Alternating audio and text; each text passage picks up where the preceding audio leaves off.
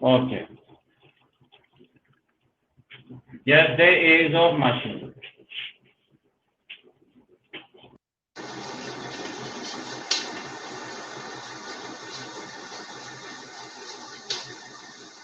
Chapter name is the age of machines. Okay.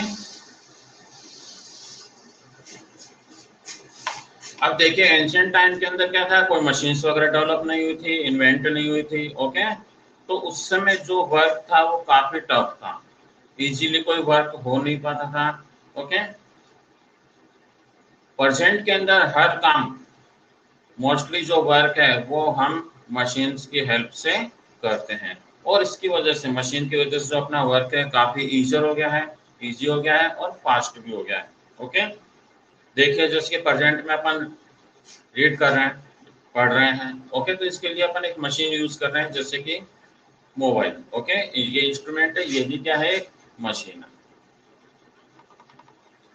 तो इसकी वजह से मशीन है या लैपटॉप है, तो इसके हेल्प से अपन काम कर रहे हैं. ब्लूटूथ है, इसके हेल्प से अपन काम कर रहे हैं, तो ये मशीन कहलाती है. ओके. तो इनकी वजह से अपना जो वर्क है काफी इजी हो गया है. इसके अलावा और भी बहुत सारी चीज रहते हैं, जैसे कि आपके अकॉर्डिंग टू बुक बोतल ओपनर है, बोतल का जो कैप है, पेप्सी वगैरह या इस तरह की जो आती है उसका कैप ओपन करने में प्रॉब्लम आती है, तो बोतल ओपनर रहता है, उससे हम तुरंत ही क्या कर लेते हैं, उसको ओपन कर लेते हैं. ओके. हैंड कार्ट है, हाथ से खींचने वाली कोई मशीन, कोई वो है. ओके. तो इससे अपना वर्क क्या हो जाता है, इजी हो जाता है. But almost a million years ago, काफी मिलियन ईयर्स अगो, जो अर्ली मैन थे उनके पास में इस तरह की कोई मशीन्स नहीं थी. ओके. और उनकी जो लाइफ है वो काफी टफ थी, काफी हार्ड थी, यूजिंग देयर इंटेलिजेंसी. लेकिन उन्होंने अपने दिमाग का यूज किया और धीरे धीरे उन्होंने स्टोन से टूल्स बनाने शुरू कर दिए. ओके. जो कि उनके हंटिंग वगैरह में यूज होते थे. तो बेटर जो टूल्स है उसको बनाने का जो प्रोसेस है काफी स्लो था. स्टार्टिंग में जो है उनके पास इतने सोर्सेज भी नहीं थे. ओके. तो वो जो टूल्स वगैरह बनाए जाते थे तो ये काफी स्लो वर्क था और इसमें हजारों साल लग गए.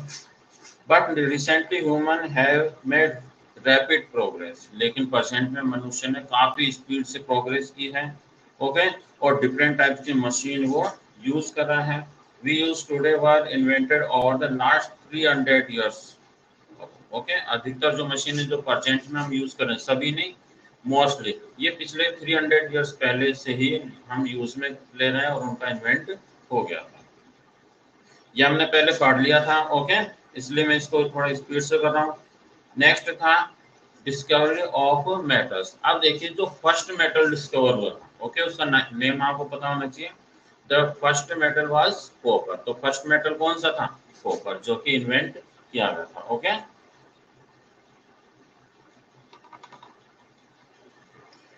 इसके अंडरलाइन करना जिन बच्चों ने लास्ट क्लास ज्वाइन नहीं की थी वो भी.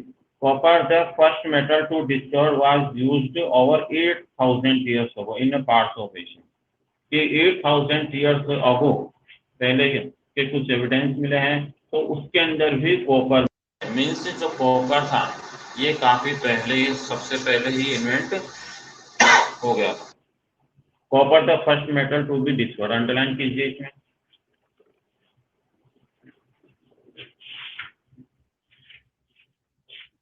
तो फर्स्ट मेटल कौन सा था जो इन्वेंट किया गया, दैट वाज कॉपर. और उसके बाद में जो नेक्स्ट मेटल इन्वेंट किया गया वो कौन सा था, bronze.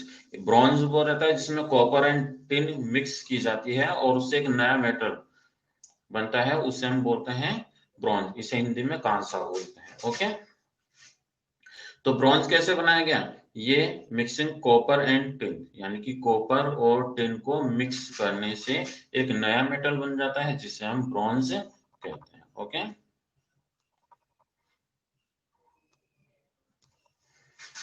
Next, it was discovered at different times in different parts of the world. अलग अलग कंट्रीज के अंदर ये अलग अलग टाइम पर इन्वेंट हुआ था, डिस्कवर हुआ था.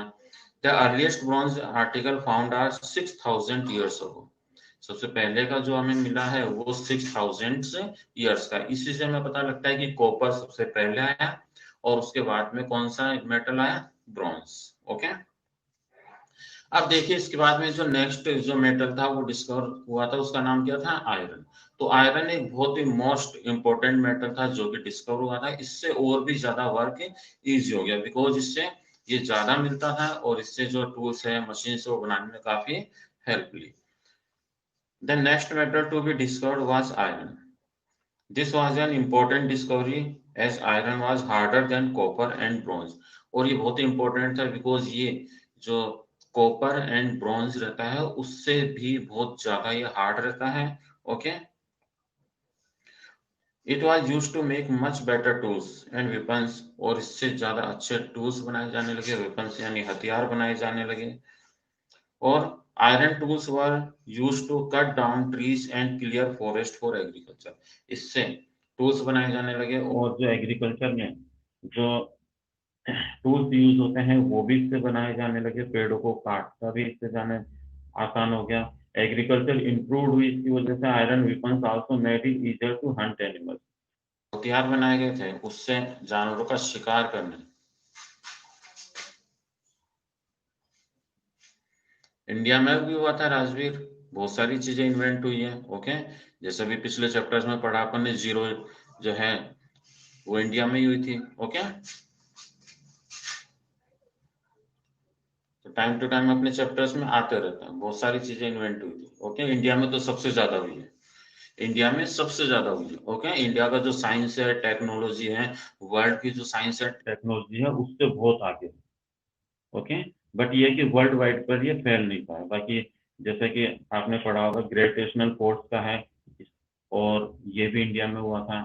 ओके, बट नेम इसमें न्यूटन का आ जाता है, बाकी उससे बहुत पहले ये इंडिया में ही पता लग गया था। ईयर में 365 डेज होते हैं, ये भी इंडिया में पता लगा था। अर्थ क्या है, गोल है और ये सन के चारों ओर राउंड लगाती है, ये भी इंडिया में हुआ था। तो बहुत सारी चीजें।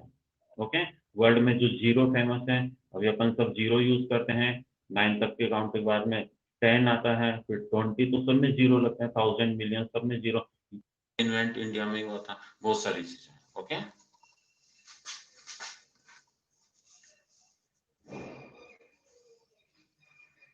आयरन टूल्स वर यूज्ड, ये हो गया animal. So the discovery of iron helped human progress faster. और इसी वजह से आयरन की वजह से जो ह्यूमन डेवलपमेंट है वो काफी फास्ट हो गया। सर्जरी है, ऑपरेशन किए जाते हैं। ओके, तो ऑपरेशन का जो वर्क है वो भी सबसे पहले इंडिया में। मेडिसिन है, इसका जो डेवलपमेंट है वो भी इंडिया में हुआ था। तो बहुत सारी चीजें, वर्ल्ड में जो पहला ऑपरेशन हुआ था डिस्कवर, तो वो भी इंडिया के लिए ही माना जाता है। अपनी बॉडी में जितनी बोन्स हैं, ओके, तो वो भी इंडिया में ही बताई थी गई थी, लगभग इतनी अपनी बॉडी में बोन्स हैं। जो क्लॉथ्स वगैरह यूज करते हैं वो भी जब वर्ल्ड की अदर कंट्रीज में वो कपड़े के बारे में जानते नहीं थे, उस समय इंडिया में बहुत अच्छा कपड़ा बनता था। Okay, yes, wheels, carts and boats. We do not know when the wheel was discovered, कि व्हील जो है कब डिस्कवर हुई इसके बारे में कोई पता नहीं है। But cart using wheels were being used over 5000 years. But जो कार्ट है यानी कि जो आपने देखा होगा बैलगाड़ी है, घोड़ा गाड़ी है, उसके पीछे गाड़ी लगी हुई रहती है। ओके, तो ये कब डिस्कवर हुई इसका तो पता नहीं, लेकिन 5000 ईयर्स बिफोर भी कुछ हमें एविडेंस मिले हैं, तो उसमें वो गाड़ी लगी हुई है। तो इससे पता लगता है कि 5000 ईयर्स बिफोर इसका इन्वेंट या इसकी डिस्कवरी हो गई थी। The early carts were pulled bye humans. Starting में ये जो कार्ट है इस ह्यूमन बींग से पुल करते थे, यानी कि वो उस समय एनिमल्स का यूज नहीं जानते थे कि हम किस तरह से इसको यूज कर सकते हैं, इस तरह से उनको ट्रेंड करके उनका यूज कर सकते हैं। तो मनुष्य ही क्या करते थे, उन गाड़ियों को खींचते थे। But afterwards they started using animals, लेकिन बाद में उन्होंने एनिमल्स का यूज उसमें करना शुरू कर दिया। ओके, क्लियर है यहाँ तक? नेक्स्ट आता अपने जो हमने पढ़ा था वो था boats, okay, rafts, sail boats, ये सब चीजें बाद में इन्वेंट हुई और इसकी वजह से जो वाटरवेज है वो भी डेवलप हुआ कि थ्रो वाटर, यानी कि पानी की हेल्प से उसमें जैसे रिवर्स है या ओशियन से सीज है, उनमें से भी एक जगह से दूसरी जगह आना जाने लगे लोग, और उससे काफी इजी हो गया। ये हमने पहले डिस्कस कर लिया था सब। ओके, तो ये हमने रिकॉल कर लिया, पहले जो भी हमने पढ़ा था कुछ स्टूडेंट्स उसमें नहीं थे, तो ये इसलिए मैंने इसको रिकॉल किया। तो यहाँ तक अपना हो गया। नेक्स्ट अपने था the steam engine and the industrial revolution. अब देखिए स्टीम इंजन जो था यानी कि भाप का इंजन, तो ये भी काफी मोस्ट इम्पोर्टेंट क्या है इन्वेंशन था, इसकी वजह से काफी ज्यादा चेंजेस हो गए। जो स्टीम इंजन था इसकी वजह से ये यानी कि जो एक स्टीम मीन्स क्या होता है, भाप यानी कि जो वाटर इवोपरेट होती है तो स्टीम बनती है। ओके, तो उससे जो एनर्जी प्रोड्यूस होती है, उससे जो एनर्जी डेवलप हो, उसके जो इंजन है वो स्टार्ट किया जाने लगा और उससे जो है ट्रांसपोर्टेशन में काफी हेल्प मिली। जेम्स वाट ने इसका आविष्कार किया था। Okay, till about 300 years ago people used the power of their own muscles। 300 years पहले तक क्या थे, जो मैन है या ह्यूमन बींग्स हैं वो मसल पावर का यूज करते थे, किसके लिए, एक जगह से दूसरी जगह आने जाने के लिए, या फिर एनिमल्स का, फोर्स ऑफ विंड्स का एंड फ्लोइंग वाटर का, डू ऑल वर्क्स, सभी वर्क इनकी हेल्प से होते थे। या तो खुद उसके मसल पावर से या एनिमल्स को काट में लगाते थे उसकी वजह से। ओके, या फिर जैसे आपने ऊपर पढ़ा कि जो बोट वगैरह है, ओके, सेल बोट है, तो ये एयर की जो एनर्जी थी उससे ये फ्लो होती थी। With the invention of the steam engine they had a powerful force to run their machine. लेकिन स्टीम इंजन का आविष्कार हो गया, उससे मशीन की हेल्प से एक काफी पावर मिली और मशीन उससे चलने लगी। As you have read in chapter 6, chapter 6 में अपन पढ़ चुके मीन्स ऑफ ट्रांसपोर्टेशन था उसमें एक लेसन।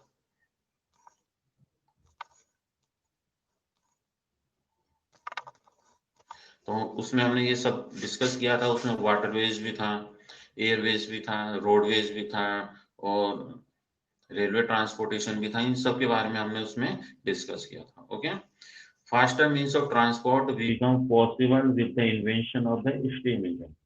तो अब ये ट्रांसपोर्टेशन काफी फास्ट हो गया, किसके हेल्प से, स्टीम इंजन की हेल्प से। ओके, अब उसकी वजह से क्या हुआ, जो मशीन है वो यूज की जाने लगी, उस मशीन के हेल्प से जो मूवमेंट है वो काफी फास्ट हो गया। ओके, तो स्टीम इंजन था, इसका आविष्कार किसने किया था, इसका इन्वेंशन किसने किया था, जेम्स वाट ने। ओके, कब किया था, जेम्स वाट ने, लगभग 240 ईयर्स पहले। ठीक है,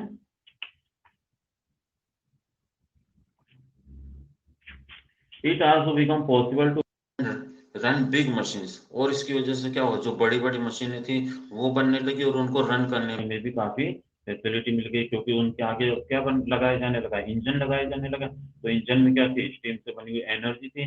तो जब इंजन इंजन चलता तो उसके पीछे जो बोगीज वगैरह रहती थी वो भी उसके साथ में चलने लगी। जैसे आपने ट्रेन देखी, ओके, उसमें स्टार्ट में एक इंजन रहता है और पीछे उसमें बोगीज रहती है, तो उससे क्या होता है, ट्रांसपोर्टेशन होता है। Okay,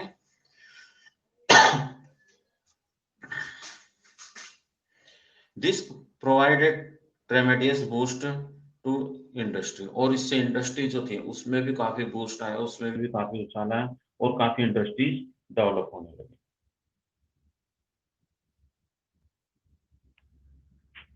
earlier goods were made by hand by people in their houses using simple tools. अब देखिए स्टार्टिंग में क्या था, अर्लियर तो पुराने समय में क्या था, जो मनुष्य हैं, जो इंसान है वो क्या करते थे, हाथों से चीजें बनाते थे। ओके, गुड्स यानी सामान, जो सामान किससे बनाते थे, हाथों से बनाते थे, अपने घरों में हाथ से वो चीजें बनाते रहते थे। Okay, in their houses using simple tools, और उसके लिए वो सिंपल टूल्स यूज करते थे। Now with the invention of the large steam driven goods could be produce in a large quantity.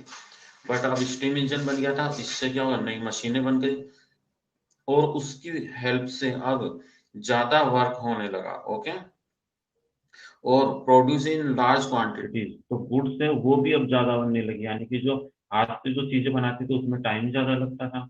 Okay, अब मशीन से चीजें बनाई जाने लगी तो ज्यादा बनाई जाने लगी, गुड्स है वो काफी ज्यादा तैयार होने लगे, प्रोड्यूस होने लगे।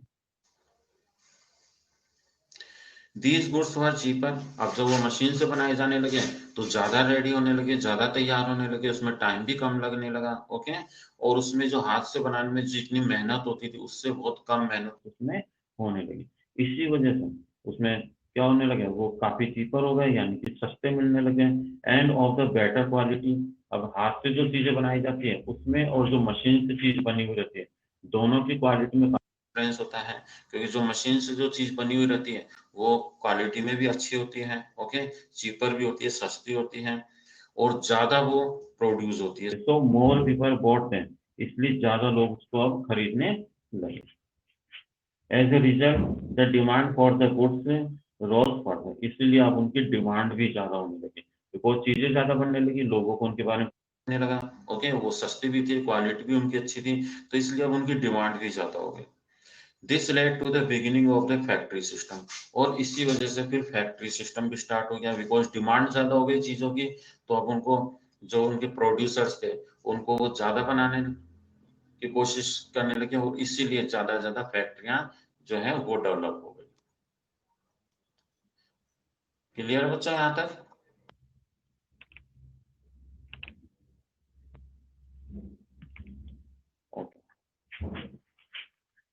Big factories with large machines cam up in the cities.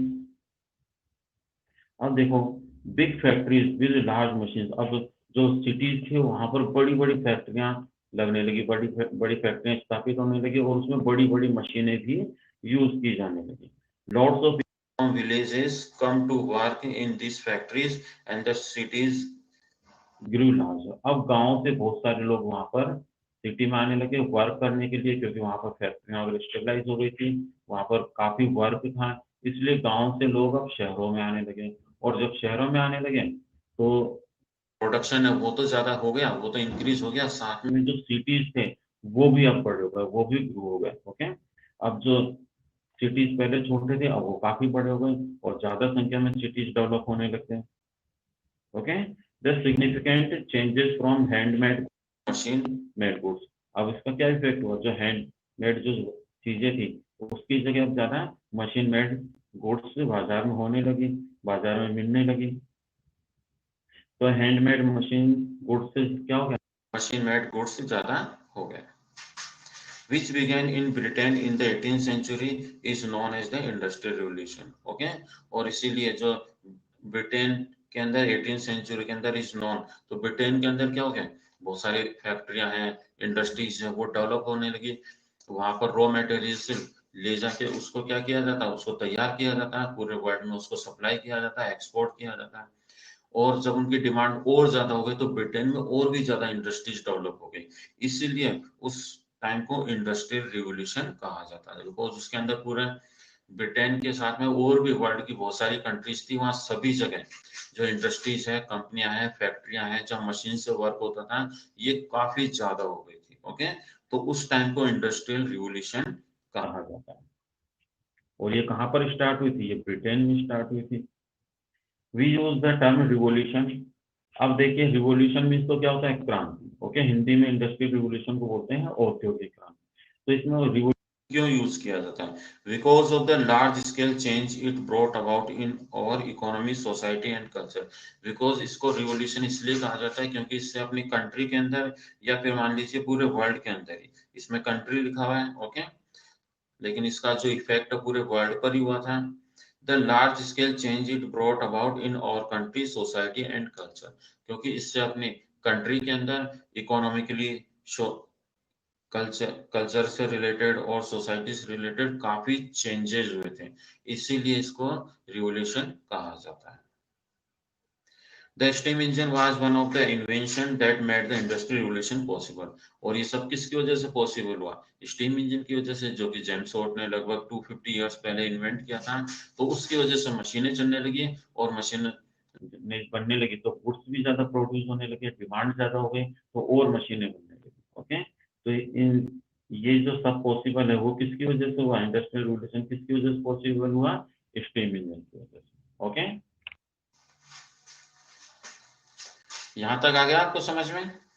बिल्कुल सिंपल सा है ये चैप्टर, ज्यादा टफ नहीं है।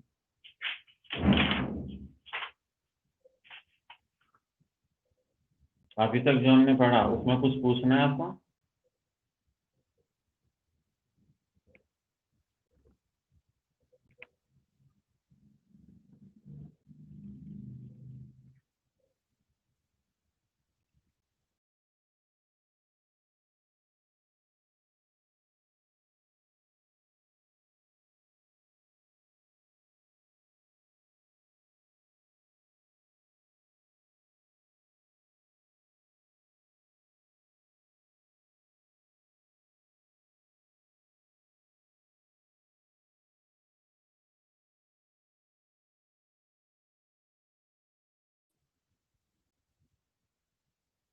क्लियर है बच्चा? Okay, yes. नेक्स्ट देखिए, सोर्सेज ऑफ एनर्जी।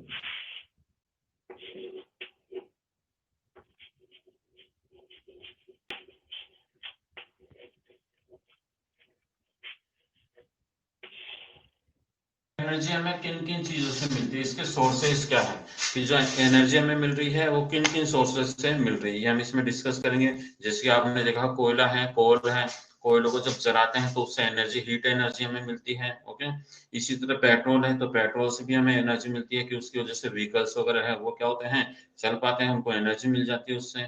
ओके, और भी कई हाइड्रो इलेक्ट्रिसिटी है, तो ये सभी क्या है, सोर्सेज हैं किसके, एनर्जी के। ओके, लाइट है, तो ये भी सभी सोर्सेज कहलाते हैं। देखिए बुक में कौन कौन से हैं। Coal was the first fuel used in steam engine to produce steam. Underline कीजिए, जो कोल था वो एक फर्स्ट ऐसा फ्यूल था जो कि स्टीम इंजन में यूज किया जाता था। ओके, अंडरलाइन कीजिए इसमें। Which fuel used in steam engine to produce steam, तो आंसर क्या होगा, कोल। कोयला जलाते हैं, उसमें वाटर वगैरह कुछ रहता होगा। ओके, तो उससे वो बॉइल हो जाता है, उससे स्टीम जनरेट होती है और स्टीम से मशीन को एनर्जी मिलती है। Coal is obtained from mines, और कोल कहाँ से मिलता है, माइंस यानी कि खानों से मिलता है। And is still an important source of energy. Large amount of coal are used in power plants to produce electricity, और जो पावर प्लांट रहते हैं वहां पर भी कोल काफी ज्यादा यूज किया जाता है एनर्जी को प्रोड्यूस करने में। ओके, इलेक्ट्रिसिटी भी क्या है, एनर्जी का एक सब मीडियम है, तो इलेक्ट्रिसिटी को प्रोड्यूस करने के लिए अभी भी पावर प्लांट के अंदर कोल यूज किया जाता है। और ये कोल हमें कहाँ से मिलता है, माइन से। माइन से मिस होता है खाने। ओके, जमीन के अंदर खुदाई की जाती है और वहां से कोयला निकाला जाता है। Coal is formed in nature from dead trees. अब देखिए, जो अर्थ है, लैंड है, उसके अंदर कोयला आता कहाँ से, तो काफी टाइम पहले, हजारों मिलियंस ईयर्स पहले क्या थे, कि जो भी प्लांट्स हैं, ओके, तो ये क्या हो गए थे, किसी भी रीजन से जमीन के अंदर दब गए थे। ओके, अब उसमें दबने के आफ्टर वो क्या हो गए, ड्राई हो गए। और ड्राई होने के बाद में फिर उनका जो है फॉर्म है वो चेंज हो गई, और वो किस फॉर्म में आ गए, कोयले के फॉर्म में आ गए। ओके, कोयला उनका बन गया। तो वो ही कोयला है जो निकाला जाता है। Coal is formed in nature from dead trees. Okay, तो डेड ट्रीज से ये बना हुआ है।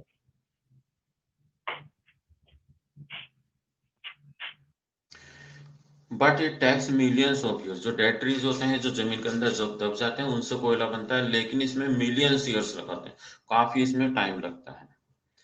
Therefore the amount of coal on earth is limited. अपनी जो अर्थ है वहां पर क्या है, जो कोल है वो लिमिटेड है, इतना ज़्यादा नहीं है कि हम उसको इन फ्यूचर में इसी तरह से यूज करते जाएं, वो कभी खत्म नहीं। ओके, वो नॉन रिन्यूएबल सोर्सेज होता है, तो वो फिनिश हो सकता है, बिकॉज अपने अर्थ के अंदर कोल है, ये इतनी ज्यादा नहीं है कि वो लाइफ टाइम चलता रहे। ओके, एग्जॉस्टिबल है। There are the amount of coal on earth is limited, experts feel it would last for only about 250 years. Okay, अगर इसी तरह से यूज करते जाएंगे उसको, तो अगले 250 ईयर्स में क्या हो जाएगा, अपनी अर्थ से कोयला क्या हो जाएगा, पूरी तरह खत्म हो जाएगा। और उसका रिजल्ट क्या होगा, उसका बहुत हार्मफुल रिजल्ट होगा कि अपने अर्थ में जो कोयले से जो हमें एनर्जी मिलती है वो नहीं मिल पाएगी।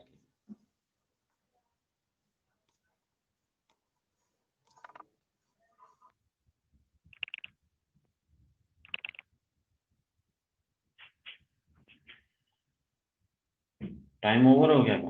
ओके यस, नेक्स्ट अपना पेट्रोल। तो पेट्रोल तो हम नेक्स्ट क्लास में करेंगे डिस्कस। ओके अभी 10:05 का है क्या टाइम?